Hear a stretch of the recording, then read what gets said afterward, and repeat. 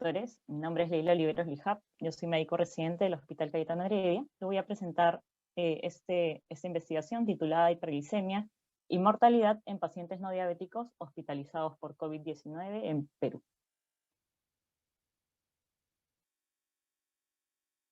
Bien, para comenzar, bueno, se sabe ya que el nuevo coronavirus causante de la infección por COVID nació o se reportó por primera vez en la ciudad de Wuhan, ¿no? Alrededor de diciembre del 2019. Y la OMS ya en marzo, el 11 de marzo del 2020, lo declaró una pandemia, ¿no? Actualmente, hasta la fecha, en el mundo se han reportado 185 millones de casos de infección por COVID-19 y 4 millones de muertes a nivel mundial, ¿no? Y datos de Perú, tenemos 1.980.000 casos reportados en nuestro país, con 187.000 muertes, dándonos una tasa de letalidad de 9.36%. Bueno, por otro lado, sabemos que el estrés metabólico dado por infecciones, por condiciones agudas, ¿no? Van a estimular múltiples alteraciones en la homeostasis metabólica de nuestro cuerpo, ¿no? Por ejemplo, va a haber aumento de secreción de glucógeno, secreción de catecolaminas, de glucagón, de cortisol, incluso va a haber un estado de insulinoresistencia, el cual va a estimular a que cualquier paciente esté predispuesto a desarrollar hiperglicemia, ¿no? Esta hiperglicemia ya se ha demostrado en múltiples estudios que aumenta la morbimortalidad en los pacientes que la presentan, incluso no necesariamente en pacientes diabéticos, ¿no? Incluso pacientes no diabéticos tienen mayor morbimortalidad al presentar una hiperglicemia. ¿Y por qué la hiperglicemia está asociada a mayor mortalidad? Pues en primer lugar, la hiperglicemia va a estimular el incremento de especies reactivas de oxígeno, las cuales van a alterar la función normal mitocondrial, ¿no? Entonces va a haber una disminución en la formación de óxido nítrico, lo cual va a influir sobre el normal funcionamiento del endotelio, va a haber una alteración en la función plaquetaria y finalmente se va a expresar como isquemia tisular en múltiples órganos, ¿no? Miocardio, parénquima renal, con posteriores complicaciones y disfunciones orgánicas múltiples. Bien, asimismo, una hiperglicemia prolongada se ha demostrado que puede actuar o inhibir la inmunidad innata y adquirida, y de este modo pues predisponer al paciente con hiperglicemia a desarrollar infecciones, ¿no? Específicamente en el caso de la infección por COVID-19, se ha demostrado que entre 32 a 38% de los pacientes con infección por COVID-19 desarrollan una hiperglicemia de estrés, ¿no? Y bueno, ¿cuáles son los factores que ya se han encontrado que predisponen a una infección moderada o severa por COVID-19? Tenemos, bueno, enfermedad cardiovascular, enfermedad cerebrovascular, diabetes mellitus, enfermedad pulmonar crónica o cáncer, ¿no? Entonces, lo que hemos pretendido, pues, es evaluar si es que otro factor, como es la hiperglicemia, podría alterar o ser un factor de mortalidad para pacientes con COVID, ¿no? Entonces, revisando estudios previos, se han realizado, sí, varios estudios en los cuales se han utilizado diferentes puntos de corte en relación a la glucosa, ¿no? Por ejemplo, el primer estudio publicado por Wang en China, ellos utilizaron un punto de corte de glicemia mayor a 180 en 2 medidas separadas de 24 horas, y ellos encontraron que este grupo de pacientes pues tenía mayor estancia hospitalaria y mayor mortalidad, específicamente en pacientes no diabéticos, ¿no? Y bueno, acá tenemos otro estudio también realizado en Estados Unidos, en el cual encontraron que los pacientes que estaban hospitalizados por COVID-19 y presentaban una glicemia mayor a 140, ellos presentaban pues mayores complicaciones intrahospitalarias e incluso mayor mortalidad, ¿no? Un par de ejemplos de estudios que ya se han realizado en otras instancias. Y por ello, al ser el COVID pues una enfermedad nueva, en donde la literatura va avanzando poco a poco y todavía no tenemos información, digamos, mucha amplia información, y al ser un tema relevante por la alta tasa de mortalidad, es que hemos decidido plantearnos esta pregunta de investigación. ¿Cuál es la asociación entre el nivel de glicemia al ingreso de la hospitalización y la mortalidad en pacientes con infección por COVID-19 en un hospital de Lima, Perú?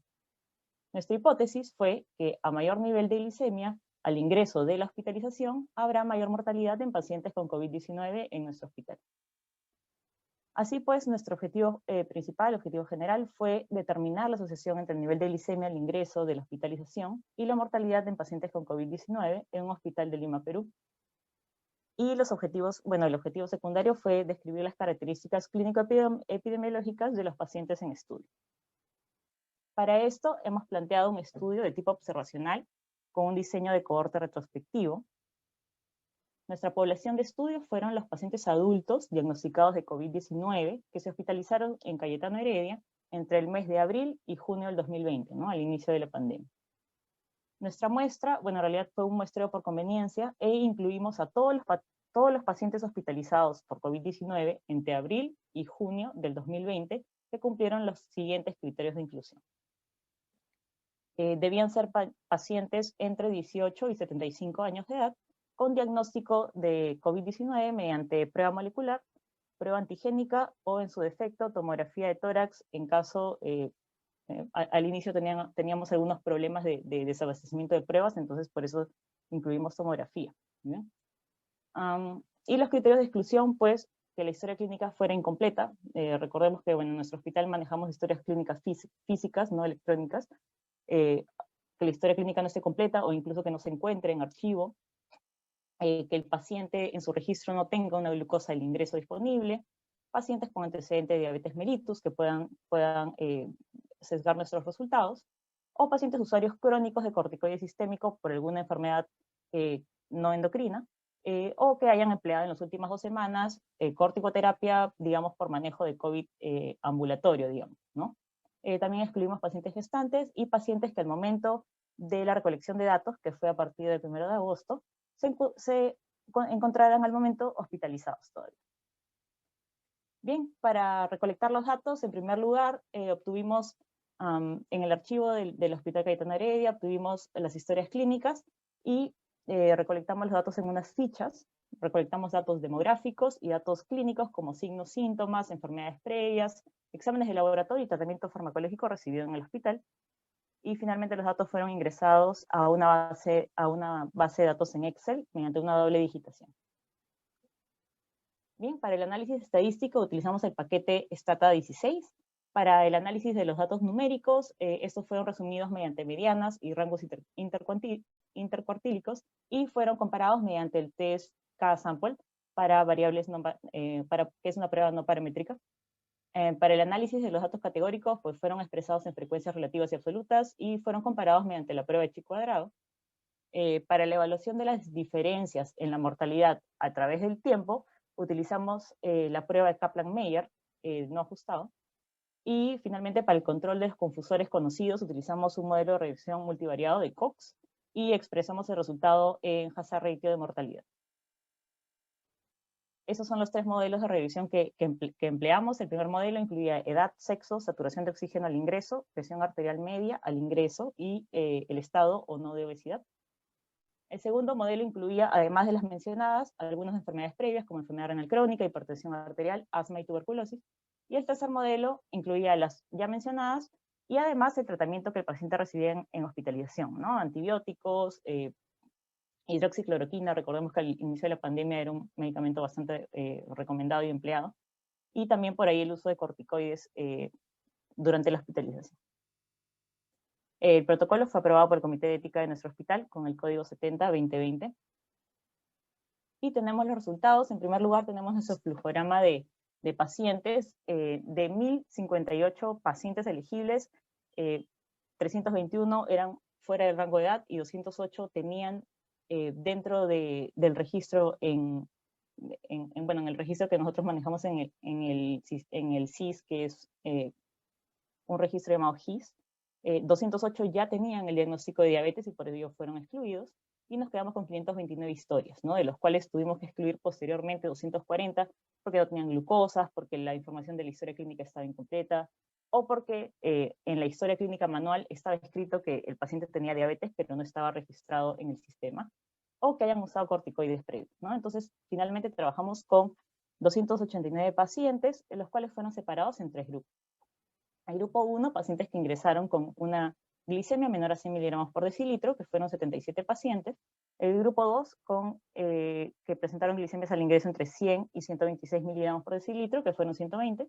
Y el tercer grupo que ingresaron con glicemias mayores a 126, en total 92. La tabla de características generales, bueno, podemos observar que la mayoría de nuestra población fue de sexo masculino, alrededor del 70%, la edad promedio fue alrededor de 55 años, ¿no? Sí observamos que el grupo que presentó glicemias mayores a 126, pues, fueron los que tenían mayor edad, bien, una saturación alrededor de 87 en promedio, pocos pacientes obesos, presión arterial dentro de los rangos normales, casi todos ingresaron con taquicardia, una taquicardia leve, y la enfermedad más frecuente que se presentó en esta población pues fue la hipertensión arterial, seguido por antecedente de tuberculosis o asma. Esa es la continuación de la tabla anterior, solamente para mencionar los síntomas más frecuentes, ¿no? Fiebre, tos y disnea, ya conocidos, se repitió en nuestra población, y por ahí que los pacientes en el grupo de glucosas entre 100 y 126 pues presentaron con más frecuencia de diarrea que el resto de la población. Y la gran mayoría ingresó con 7 días de enfermedad previo a la hospitalización. Esta es nuestra segunda tabla en la que vemos valores laboratoriales de nuestros pacientes. En líneas generales, pues observamos una leve leucocitosis en casi todos los grupos, con una discreta linfopenia también en todos los grupos, elevación de marcadores de inflamación, por ejemplo, la proteína C reactiva estaba elevada, elevación de enzimas hepáticas, ¿no? Más o menos 2 o 3 veces el valor normal, lo cual está descrito en la literatura, así como elevación del DHL también, que inicialmente pues, se utilizaba como un marcador de severidad, ¿no? Pero estaba igual en todos los grupos. Lo que sí observamos fue un aumento de la urea, ¿no? Como un marcador de hipermetabolismo. En el grupo de glicemia mayor a 126, pues estaba más elevada que el resto. Y lactato también, ¿no? Como marcador de hipoperfusión tisular. El grupo con glucosas mayores de 126, pues tenía mayor lactato que los grupos con menos glicemia. Bien, y bueno, acá solamente para describir el tratamiento farmacológico que recibieron, como les mencioné anteriormente, la gran mayoría recibió hidroxicloroquina, recordemos fue ese trabajo realizado entre abril y junio. Asimismo, era frecuente asociar antibióticos que utilizamos frecuentemente para neumonías adquiridas en la comunidad, ¿no? Azithromicina, ceftriaxona, y los menos, vancomicina no fue tan frecuentemente usado. Y sí, el uso de corticoides, que vemos que se utilizó con mayor frecuencia en el grupo de glicemias al ingreso mayores a 126, con un P estadísticamente significativo. Bien, entonces acá observamos nuestra gráfica de Kaplan-Meier para evaluar la tasa de supervivencia.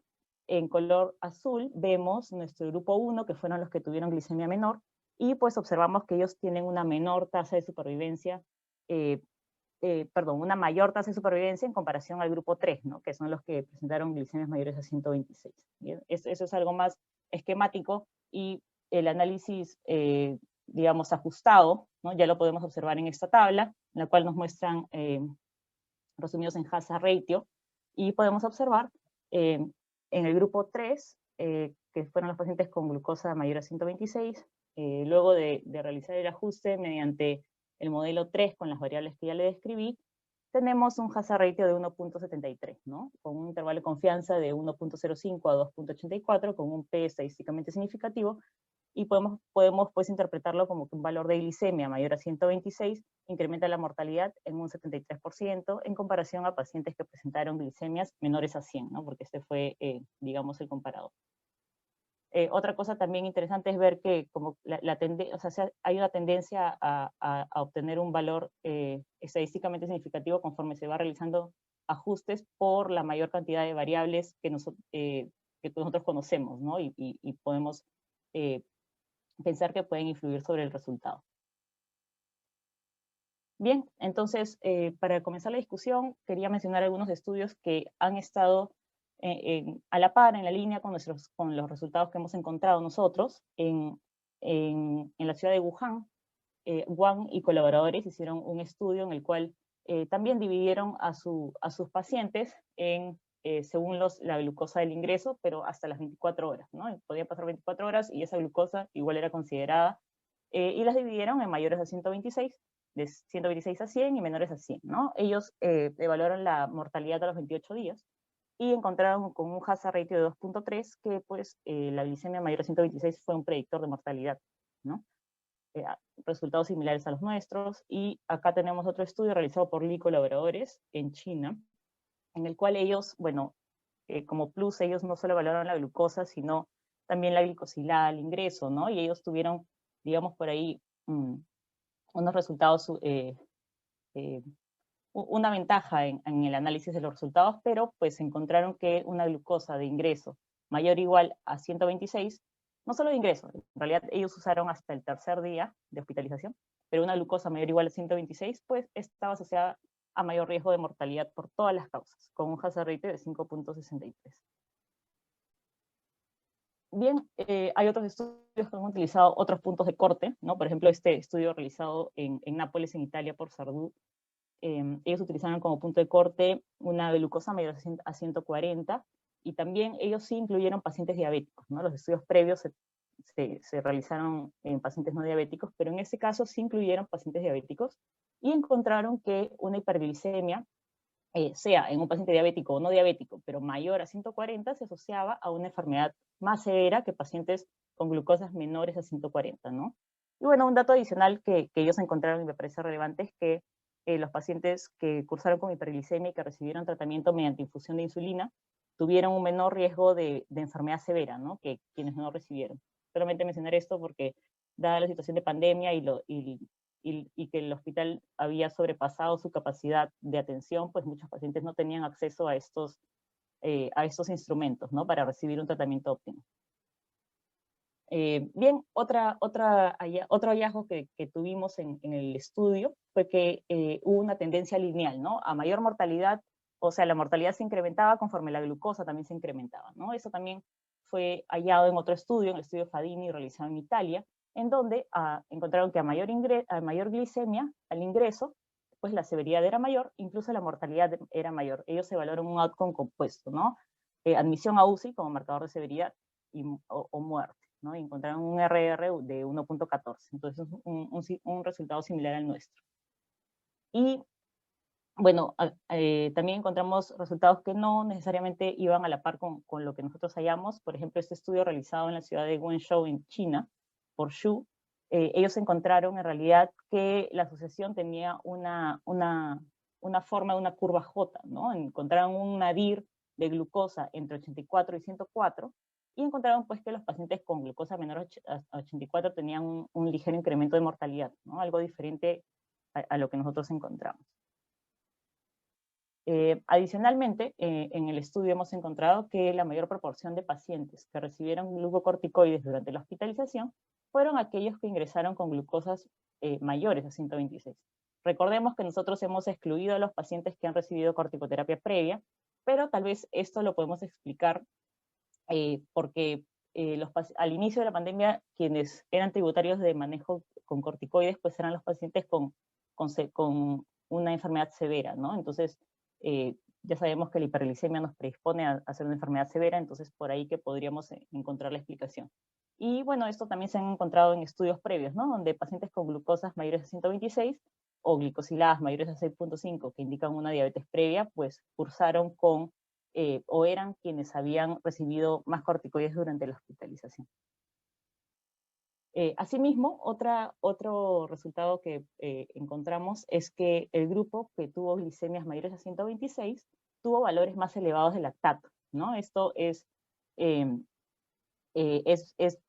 importante recalcar, ¿no? Recordemos que el lactato es un marcador de hipoperfusión tisular, ¿no? Y sabemos que la hiperglicemia asociada a una mayor mortalidad se ha visto también en pacientes que tienen un lactato elevado. Entonces, es un marcador laboratorial importante a destacar y a tenerlo en cuenta. Bien, entonces, la conclusión principal de nuestro estudio es que en pacientes hospitalizados por infección por COVID-19 sin antecedentes de diabetes, un valor de glucosa al ingreso mayor a 126 incrementa el riesgo de mortalidad en un 73%, en comparación a quienes tuvieron una glicemia menor a 100 miligramos por decilitro. Algunas otras conclusiones adicionales: los pacientes con glicemia mayor a 126 al ingreso tuvieron mayor edad que los pacientes con glicemia menor a 100, y los pacientes que presentaron glicemias mayores a 126 al ingreso tuvieron valores de lactato más elevados que los pacientes con glicemias menores a 100. Bueno, para mencionar las limitaciones de nuestro estudio, en primer lugar, hicimos un estudio retrospectivo y tuvimos una gran pérdida de datos, ¿no? De casos porque las historias faltaron o porque muchos pacientes no tenían dosaje de glucosa al ingreso, dado que eran pacientes no diabéticos y tal vez en las emergencias o por la premura del tiempo, pues no se consideró en su momento pertinente tomar una glucosa, pero pues ya vemos que sí es importante, ¿no? Entonces ahí esa pérdida importante de pacientes, pues es una limitación. En segundo lugar, tampoco hubieron datos antropométricos que son bastante importantes para la evaluación de un paciente endocrinológico, ¿no? Como peso y talla, por el tema de que el personal de salud trataba de estar en el menor tiempo en contacto con el paciente infectado en un inicio. Bien. La tercera limitación, pues, es que no pudimos realizar el dosaje de hemoglobina glicosilada por tratarse de un hospital del MINSA que no contaba con los reactivos en todo momento, ¿no? Entonces eso, por ahí que hemos ingresado pacientes diabéticos que no sabían que eran diabéticos y pues la mortalidad o la mortalidad en caso de diabéticos pues puede deberse a otras complicaciones, ¿no? Microvasculares, macrovasculares, que no necesariamente sea por COVID, pero por ahí tuvimos esa limitante. Estas tres limitantes mencionadas pues van a alterar nuestra validez interna, ¿no? Y en el caso de la validez externa, pues esta va a estar alterada porque realizamos un muestreo por conveniencia. Bueno, las fortalezas de este estudio es que, bueno, y logramos excluir pacientes diabéticos, ¿no? Como antecedente, lo cual nos permitió diferenciar, ¿no? O separar la mortalidad por complicaciones propias de la diabetes y solo considerar mortalidad por COVID, ¿bien? En segundo lugar, pudimos excluir pacientes que han sido usuarios de corticoide previamente y por eso tener un resultado o tener un valor de glucosa más real.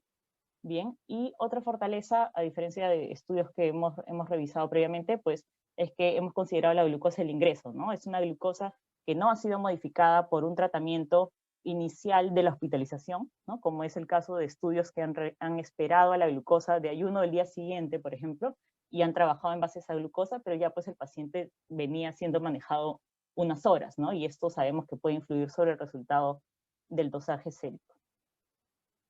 Bien, y finalmente las recomendaciones. Nosotros sugerimos dosar la glicemia a todos los pacientes con COVID, independientemente del antecedente de diabetes, porque vemos que es un marcador de mortalidad y nos puede, digamos, guiar o hacer énfasis en qué pacientes podrían complicarse más temprano, quiénes podrían tener mortalidad más temprana, ¿no? En segundo lugar, sugerimos estudios que incluyan, ¿no? El dosaje de hemoglobina glicosilada para poder descartar definitivamente los diabéticos no diagnosticados. En tercer lugar, sugerimos realizar estudios prospectivos para que no tengan la dificultad que nosotros tuvimos de la gran pérdida, ¿no? de pacientes por falta de datos. Y finalmente, la última recomendación, si bien es cierto, nuestro estudio no tiene una validez externa fuerte, consideramos que el valor que nosotros manejamos siempre, ¿no? En pacientes hospitalizados, el valor de glicemia esperado, pues no deseamos valores mayores a 140, ¿no? Usualmente trabajamos como 140 como nuestro valor máximo, y ya por encima de 140, pues podemos iniciar manejo, ¿no? Pero en este estudio hemos encontrado que incluso valores menores de 100, o sea, valores de 126 ya nos pueden elevar la mortalidad. Entonces, tal vez esto es un indicio de que podemos parar o fijarnos con mayor, o prestarle mayor atención a una glucosa no necesariamente tan alta como es 140, como lo hemos estado haciendo pues hasta antes de repente de presentar este estudio, ¿no? Bien, son las referencias que he usado y eso es todo. Gracias. Muchísimas gracias por la presentación. Me gusta mucho el estudio. Me Gracias. parece muy bien estructurado. El objetivo era bien planteado y consiste en todos los elementos de la pregunta pico. La metodología estadística está de acuerdo para cumplir el objetivo. Así me parecía bien un estudio bien interesante y que presentó. Tengo algunas observaciones y unas preguntas en los comentarios y empezamos ahora quizás con fortaleza, limitaciones. Primero, lo que no es una que es una muestra con evidencia no ve como limitación, porque es muy difícil, ¿no? Hay muchos estudios de cohortes que no son de muestras representativas. Casi es muy difícil tener una muestra representativa de población. Además, que usted intenta hacer esto en sesiones que es un concepto abstracto, ¿no? No fue la idea quizás ver que sí es algo que se puede pues extrapolar a toda la población. Por eso yo no lo veo como una limitación. Al otro lado, la fortaleza, lo que se excluyó a los pacientes con diabetes, no lo veo como fortaleza porque sabemos que, bueno, que hay muchas personas que tienen diabetes sin saberlo. Son más se excluyen diabetes conocidos o previamente diagnosticados. Además que ahí vemos un tema principal, que entre la glucemia y los efectos adversos es una asociación como continua, lineal en muchos casos.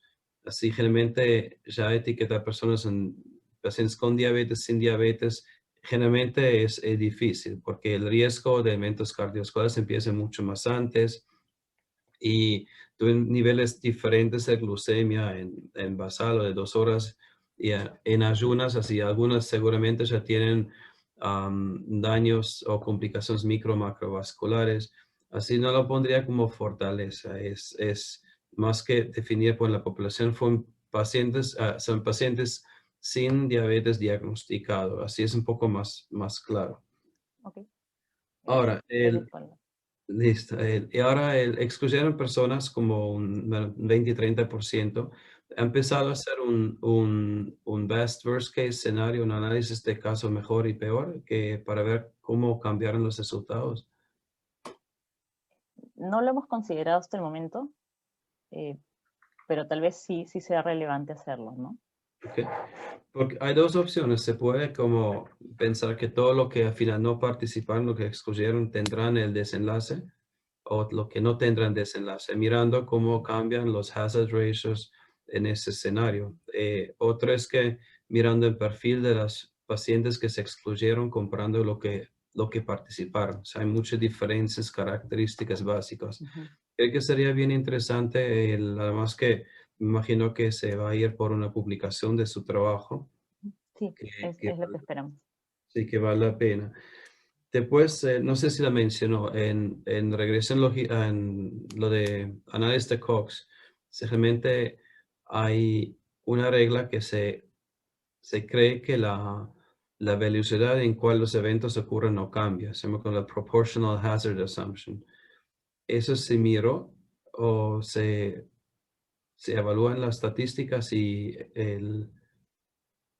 la velocidad cambió? No evaluamos la velocidad, no. Pero sí es cierto, pues, que tenemos el dato, ¿no? De cuántos días transcurrieron hasta la mortalidad, que Ok. creo que es un dato valioso, ¿no? Realmente se puede hacer de manera gráfica. Si los tres curvas de los tres grupos son más o menos paralelos, no hay ningún problema. Como, lo voy a poner, disculpe. Sí, Sí, perdón. porque de manera que mirarlo de manera gráfica y mirando esas curvas son más o menos paralelos, no hay ningún problema. Si se cruzan, hay un problema, porque si la sobrevivencia o la velocidad en cual los eventos ocurren es diferente durante el año, por ejemplo, mejoramiento de tratamiento, es un problema. O eso es la Kaplan-Meier. Bien. Ujú. El- Aquí se puede agregar, ese fue Kaplan-Meier, ¿no? La curva. Sí, así es, Kaplan-Meier. Así es bien agregar generalmente también la prueba del log rank de la prueba, agregarlo a la figura, Ya, ok. de más información. Bien, Gracias. después, hay una diferencia entre riesgo y hazard. ¿Usted sabe cuál es la diferencia? Porque no son los mismos. Ujú. Claro, o sea, el hazard ratio no nos da propiamente un riesgo, sino nos da un incremento eh, o un incremento de riesgo nos da, más que un riesgo. Ok. Eh, la diferencia es, el riesgo es incidencia acumulativa. El denominador es población en riesgo. Y en hazard, el denominador es el años de persona, entonces el hazard es incidence rate o la densidad de incidencia, que es la velocidad en cual los eventos ocurren. Así si hay diferencias, como mostró, significan uno de los grupos ocurre más rápido los eventos, el desenlace. Pero eso es importante Ok, también cuando escribe el artículo, que no confundía riesgo con hazard. No sé cuál es la traducción oficial de hazard en español. Seguramente Moisés nos puede iluminar con este impacto si sabe, pero son dos conceptos diferentes porque es ok. incidencia cumulativa versus incidencia de densidad o incidence rate. Y el último, si podemos regresar a la tabla de los modelos, tabla del Cox Regression. Algo lindo ¿De para resultados? así Ok. de la tabla arriba, creo que diapositiva el Acá 18. está. ¿Está? Sí, perfecto. Ok. Ahora, am, si miramos entre modelo 1 y 2, primero que no es necesario mostrar los valores P y rangos de intervalo de confianza, porque los rangos de intervalo de confianza son mucho más informativos que valores de P y muestran lo mismo. Son dos conceptos diferentes, pero Ujú. si incluye el 1 no es significativo. Si Ok. los dos rangos son al lado del mismo lado, es significativo. Si son más informativos rangos de intervalo de confianza y quitando los valores de P, se simplifica un poco la tabla Ok. y sin perder información. Ahora, entre modelo 1 y 2, Ujú. se agregó algunas variables más, confusores potenciales. ¿Qué Sí. opina? ¿Hubo confusión con los variables agregados o no? O sea, en realidad ambos intervalos de confianza pasan por el uno, ¿no? No son significativos, pero digamos que eh, hay una discreta diferencia en el valor del hazard ratio, ¿no? O sea, Ok, si bien no es significativo, pero hay una tendencia a, eh, a un mayor riesgo. ok.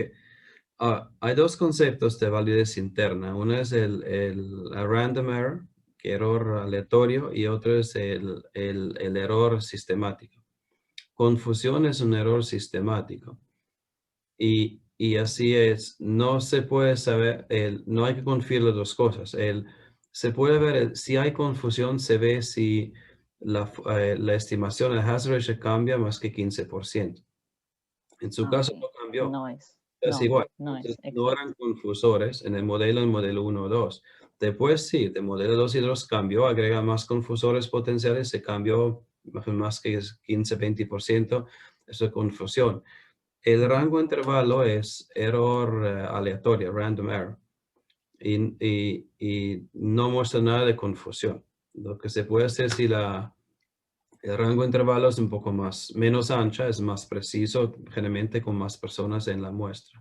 Ujú. Pero esos modelo 1 2 son casi iguales y los confusores son lo que se agregó después, que es el tratamiento recibido durante hospitalización. Ese fue lo que cambió después de los resultados. Aún cambió el tamaño, la fortaleza de resultados, pero aún no era significativo. Pero después sí, modelo 3 para el grupo 3 sí hubo cambios bastante. Ese también muestra que un confusor puede ir a dos direcciones. Puede enmascarar una asociación verdadera o al revés. Se cree que es una asociación, pero una vez se controla el confusor, desaparece la asociación. Ujú. Si Sí, no, siempre hay una dirección. Son algunos conceptos solo para aclarar y que se ve bien. Es una buena tabla para ilustrar estos conceptos como epidemiológicos en investigación. Bien, esto es lo que tengo, Moisés. gracias, doctor. Ujú.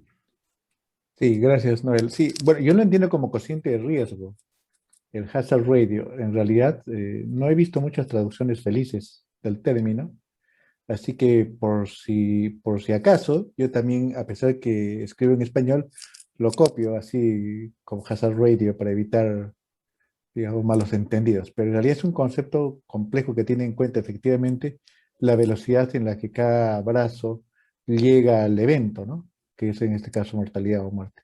Doctora Oliveros, primero felicitarla porque este es un estudio con mucho potencial, concuerdo plenamente con el entusiasmo del doctor Barengo en el sentido de lo interesante y lo bonito que es este estudio. Este estudio hace las delicias de cualquier analista de datos, por varias razones. No sé si podemos regresar a la tabla 1. Correcto. En la tabla 1 es lo que se llama la falacia de la tabla 1, que es cuando se comparan, digamos, las columnas en función de las variables o características que están asociadas al desenlace. Aquí, sin embargo, lo que suele ponerse en las columnas es la variable dependiente. Aquí usted ha puesto la variable independiente, es decir, los Independiente, ¿no? La grupos, ¿no? glucosa. Si usted se da cuenta en los de estudios, lo que aparece en columnas es la variable dependiente, o sea, vivos contra muertos en este caso. No, porque es importante saber si hubo un desbalance en las características entre los grupos que fallecieron y sobrevivieron. No tanto entre los grupos de la variable independiente, que es justamente lo que usted quiere evaluar. Entonces, yo sugeriría que esta tabla, que no estoy seguro exactamente qué implica, así como está planteado, digamos, o que se agregue una tabla en donde las columnas sean vivos contra muertos, y se ve esto mismo. Ahora bien, efectivamente, el valor P en esta tabla no dice mucho, porque puede haber, no en esta, sino que debería haber, digamos, lo que podría ponerse, donde las columnas son vivos contra muertos, la variable pendiente. Y efectivamente los valores P no dicen mucho, porque podrían ser no significativos, sin embargo, la diferencia en el tamaño, el tamaño de las diferencias entre columnas vivos o muertos para una característica podrían ser importantes, y por eso habría que tenerlas como candidatas, así incluidas en el modelo de regresión de Cox. Si podemos continuar, por favor, con la siguiente tabla, si seguimos, ok. Entonces, igual, ¿no? Tenemos una división por variable independiente, grupo 1, grupo 2, pero no tenemos vivos o muertos, que es justamente aquello que va a predecir la mortalidad. O sea, nos interesa saber qué variables se asocian con la variable dependiente, que es mortalidad, que es lo que está analizando, no con la variable independiente. No sé si le paso la idea, Sí, ¿ok? sí, claro, Entonces, sí. salvo que el doctor Barengo, que es un experto, digamos, con mucho mejor criterio seguramente, confirme, y yo le vería, digamos, este tema a ser un tema que podría, digamos, brindar más información sobre qué variables o qué características incorporar al modelo, por un lado. Si podemos seguir a la siguiente. Es lo Ok, mismo. aquí hay una variable que salta a la vista y que no está. Ivermectina. ¿Por qué razón? Y sabemos que el tema de ivermectina es un tema muy controversial, que se ha hasta politizado, ok. Pero cada vez más, más publicaciones indizadas, realizadas por pares, están sugiriendo de manera convincente que el efecto, digamos que el efecto que tiene es dependiente de la dosis, ok. Pero la parte que es relevante al estudio es que, hasta donde entiendo, el tratamiento previo, antes de llegar al establecimiento, hay todo un tratamiento previo, y la ivermectina entiendo que afecta el metabolismo glúcido. Entonces, yo diría que aquí sería importante incorporar la combinación hidroxicloroquina con ivermectina, que es el combo, digamos, que se daba en estos meses. ¿No? Llama la atención que esté hidroxicloroquina y no por ivermectina, independientemente de la controversia. ¿Por qué? Porque quienes reciben ivermectina quizás tenga impacto en la glucosa en ayunas, ¿no es cierto? Y que con seguridad han tomado antes. Hay unos estudios que sugieren que efectivamente afecta los niveles de glucosa. Y no han hecho una búsqueda todavía muy amplia del asunto, pero eso es lo que tengo entendido. Entonces sería un predictor a tener en cuenta, digamos, para evaluar la variable pendiente, que es mortalidad. La siguiente, por favor. Aquí, efectivamente, uno puede aplicar una prueba log rank, pero el problema que tiene la prueba log rank es que solamente admite 2 grupos, y acá tiene 3. Entonces, acá tendría que hacer todas las combinaciones de A con B, A con C y B con C, lo que llevaría a aplicar 3 pruebas log rank, pero tendría que ajustar los P's, ¿no? El P es 0.053 con un ajuste Bonferroni, digamos, y de esa manera tener una medida para saber si realmente hay diferencias entre uno y otro. Es el tema de Kaplan-Meier que, bueno, ese no es muy elástico y por eso se prefiere la regresión de Cox. En la siguiente, como método gráfico es muy interesante, ¿no? Pero tiene algunas limitaciones. Aquí es donde, sin embargo, están mis preocupaciones. Antes de decirle esto, quiero comentarle que justamente los estudios retrospectivos, tratar de evaluar qué variables influyen en un modelo retrospectivo y sobre todo el Cox es extremadamente complejo. Y aquí yo le planteo lo siguiente. Note, por favor, que cuando se hacen grupos de variables, es como hacer un modelo anidado, ¿no? Puede considerarse que el modelo 1 es un modelo anidado dentro del modelo 3. El modelo 2 es un modelo anidado dentro del modelo 3. El modelo 1 es un modelo anidado dentro del modelo 3. O sea, son modelos más chicos. El modelo más grande es el full model, donde están todas las variables que uno podría considerar. Muy bien. Entonces, es posible que existan combinaciones de variables que están, por ejemplo, en el modelo 2 con aquellas del modelo 3, pero al ser trabajado el tema en grupos de variables, no se puede analizar ese impacto. Para esto, típicamente uno hace un modelo acíclico direccional, ¿no? Un diagrama acíclico direccional para saber quién va a qué. No sé cómo se ha hecho esta separación. Pero, sin embargo, aquí da la impresión que un abordaje hubiera podido ser un análisis backwards. ¿Cómo es ese análisis backwards? Primero se parte de el modelo más completo, más complejo. Este modelo tendría que tener como variable independiente principal. Está pasando no sé si escucha un helicóptero, así que no escucho nada yo. Sí, lo Ya escuchamos. se fue. Ok. Entonces, el primer modelo que uno tendría que tener es un modelo completo. ¿Qué es un modelo completo? La variable dependiente, por supuesto. La variable independiente principal, que es la glicemia en ayunas. Y luego están todos los efectos principales, o sea, todas las variables que uno puede incluir de frente, todas. Más la interacción de la variable independiente principal por todas las variables independientes adicionales. O sea, por ejemplo, la interacción o producto de glicemia contra, digamos, edad, glicemia contra sexo, glicemia con saturación, glicemia con presión arterial media, o sea, glicemia con cada una de ellas. Entonces ahí usted va a tener varios coeficientes más. Entonces, ¿qué ocurre? Que cuando se tiene todo este full model, se comienza a probar por jerarquías.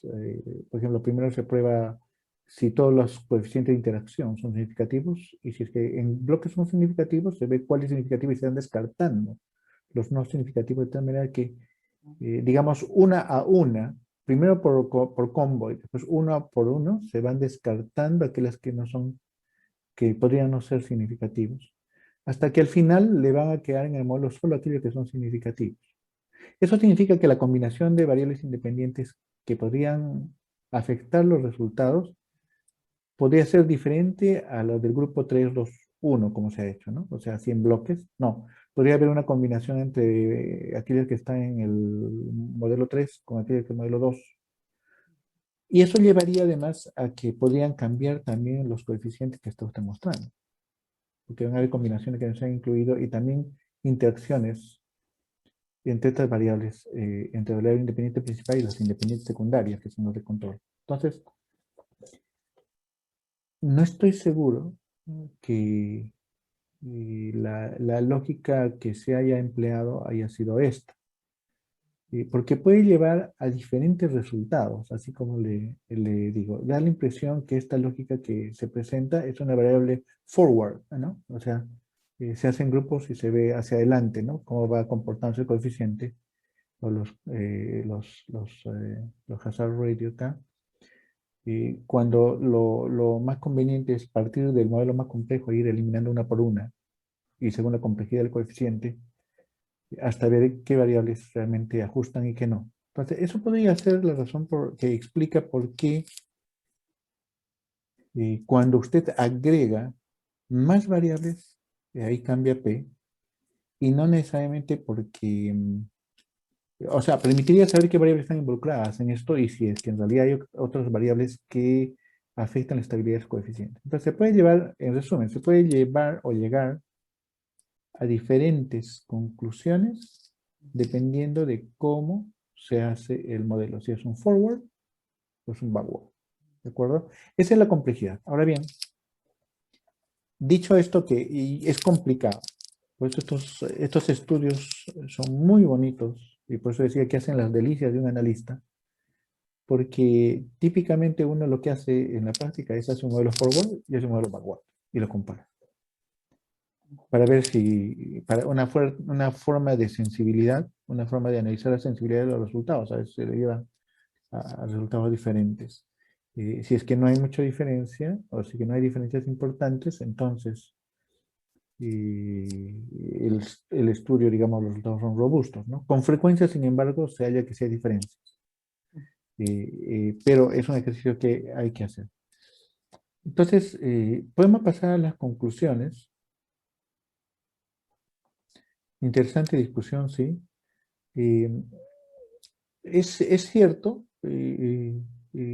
estas conclusiones podrían ser conclusiones preliminares. Había que hacer esa validación de sensibilidad en el análisis, a ver si en realidad varía de manera diferente los coeficientes, ¿no? Es posible que no, es posible que sí. Yo no lo podría decir. Sí parece probable que, por supuesto, los niveles de glucosa en ayunas sean predictores, ¿no? Pero cuánto, el tamaño del efecto, etcétera, eso sí podría variar de manera importante. Cualquiera que sea el caso, este estudio tiene muchísimo potencial. Usted lo ha presentado, un estudio tremendamente difícil. Usted lo ha presentado con muchísima claridad, con muchísimo orden. Su presentación tiene múltiples atributos positivos y también el propio estudio, por la fortaleza y el detalle que usted nos ha brindado. Estas cosas que le he manifestado, considérelas como exquisiteces que podrían fortalecer, digamos, la validez del estudio, pero por lo demás es un estudio y comparto el entusiasmo del doctor Barengo cuando lo escucho. Felicitaciones, doctora. Muchas gracias, doctores. Voy a tomar las consideraciones para la publicación. Genial. Muchísimas gracias.